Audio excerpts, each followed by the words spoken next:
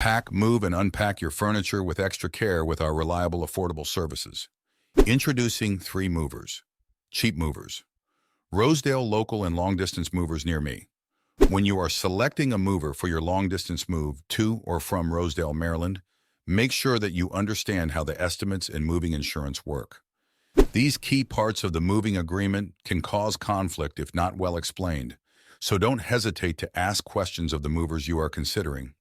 The mover must provide a written estimate for your job's price and tell you if the bid is binding or non-binding.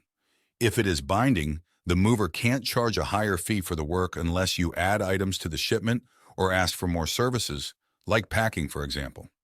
Even if the quote is non-binding, the company still must deliver the cargo for no more than a 10% increase and then bill you for the additional charges later.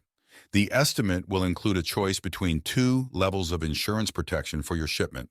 The lower level, referred to as released value, is included at no additional charge but may not be adequate reimbursement, so consider it carefully before deciding.